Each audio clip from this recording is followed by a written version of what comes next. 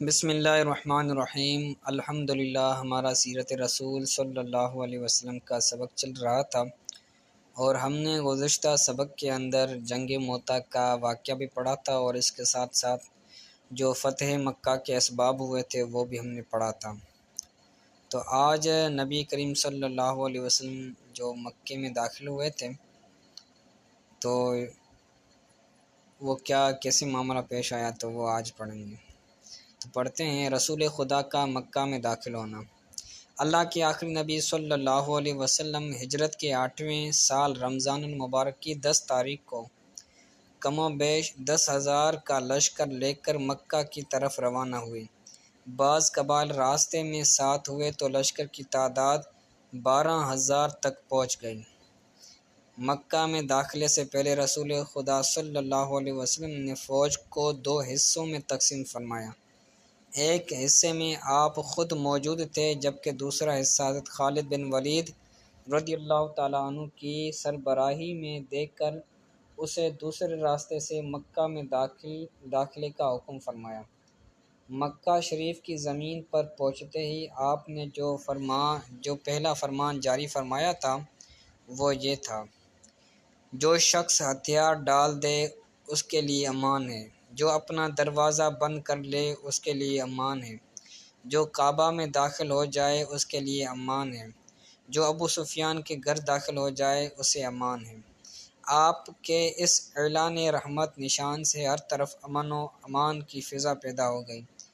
خون کا ایک قطرہ بھی بہنے کا امکان نہ رہا، لیکن قریش کے بعض افراد نے خالد بن ولید رضی اللہ تعالیٰ عنہ کے لشکر پر حملہ کر دیا، جس سے 3 مسلمان شہید ہوئے اور کم و بیش 12 کافر بھی قتل ہوئے۔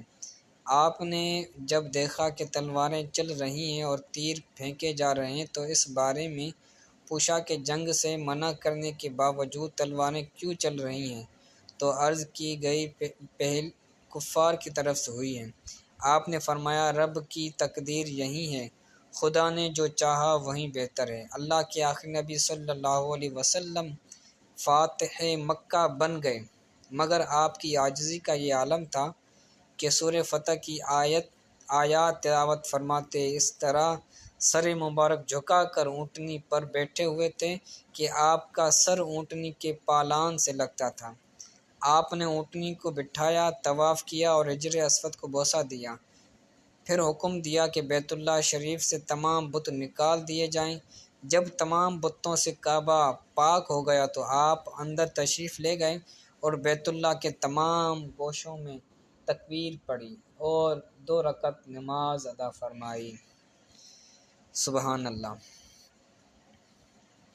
تو میں نے کل بھی عرض کیا تھا کہ جو فتح مکہ ہوا ہے اس کے اندر تو ایسی کوئی جنگ نہیں ہوئی، لیکن تھوڑی سی جو جنگ ہوئی تھی حضرت خالد بن ولید کے لشکر پر حملہ ہونے سے۔ ٹھیک ہے، تو اس طرح مکہ فتح ہوا۔ تو اس کے بعد نبی کریم صلی اللہ علیہ وسلم نے اہل مکہ کے ساتھ کیا معاملہ فرمایا، تو وہ آگے کہتے ہیں کہ رسول خدا کا کریمانہ برتاؤ۔ اس کے بعد آپ نے حرم کعبہ میں دربار عام لگایا، جس میں افواج اسلام کے ساتھ ہزاروں کافر بھی موجود تھے۔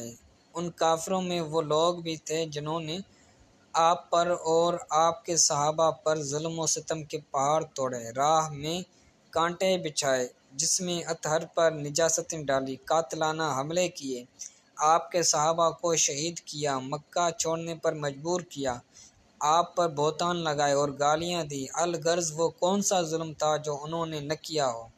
آج وہ سب کے سب مجرموں کی حیثیت سے آپ کے سامنے تھے۔ آپ چاہتے تو ان سے زبردست انتقام لیتے، مگر اللہ کے آخری نبی صلی اللہ علیہ وسلم نے کوئی انتقامی کارروائی نہ فرمائی۔ اپنے کریمانہ لہجے میں ارشاد فرمایا، لا تثریب علیکم اليوم فاذهبوا انتم الطلقاء، آج تم پر کوئی الزام نہیں ہے، جاؤ تم سب آزاد ہو۔ طرح طرح کی ایذائیں دینے والے دشمنوں پر فتح پا کر ایسا حسن سلوک کرنا، اس کی مثال نہیں ملتی۔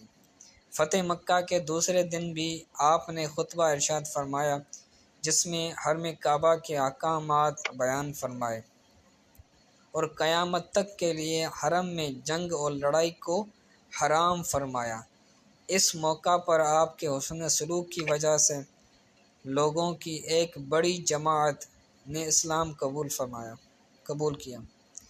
آپ نے مکہ کی اطراف میں موجود دوسرے بت بھی ختم کرا دیے۔ سبحان اللہ، کیسا کردار، کیسا سلوک ہے کہ اپنے ظالموں کو حضور صلی اللہ علیہ وسلم معاف فرما رہے ہیں۔ تو حضور صلی اللہ علیہ وسلم کی اس رویے سے، اس برتاؤ سے ہمیں بھی نصیحت حاصل کرنی چاہیے، ہمیں بھی سبق حاصل کرنا چاہیے کہ ہم بھی ان کے امتی ہیں، ہم بھی ان کے امتی ہونے کا دعویٰ کرتے ہیں، ان کے محب، ان کے عاشق ہونے کا دعویٰ کرتے ہیں۔ تو ان کا کردار اپنے دشمنوں کے ساتھ کس طرح کا تھا، اور ہم پر اگر کوئی بندہ تھوڑی سی آزمائش ہمارے ساتھ کر لے، تھوڑا سا ہمارے اوپر ظلم کر دے تو ہمارا کیسا رویہ ہو جاتا ہے۔ تو ہمیں بھی اس کریم آقا، رحیم آقا کے اس کردار کو یاد رکھنا چاہیے۔ یہ جب باتیں پڑھتے ہیں ہم تو یقین مانیں ہماری آنکھوں میں آنسو آ جاتے ہیں، زبان کے اندر بیان کرنے کے لیے کوئی الفاظ نہیں آتے۔ تو ہمیں یہ چیزیں صرف پڑھنے تک محدود نہیں رکھنی چاہیے، بلکہ اپنی زندگی کے اندر، اپنے کردار کے اندر ان چیزوں کو لانا چاہیے۔ تو ہم سیرت رسول پڑھ رہے ہیں تو سیرت رسول اپنی زندگی کو بھی حضور صلی اللہ علیہ وسلم کی سیرت پر ڈالنے کی بھرپور کوشش کریں۔ ٹھیک ہے، تو آج کے لیے یہ سبق اتنا کافی ہے، بہت اہم سبق ہے، اس کو یاد کیجیے گا۔ جن احباب نے سبق نہیں سنایا تو ان کا کل آج والا یعنی پیر والے دن آج والا اور جو گزشتہ ہوا تھا وہ سنا جائے گا۔ ٹھیک ہے، اگر کوئی بات سمجھ نہیں آئی تو وہ پوچھ لیں۔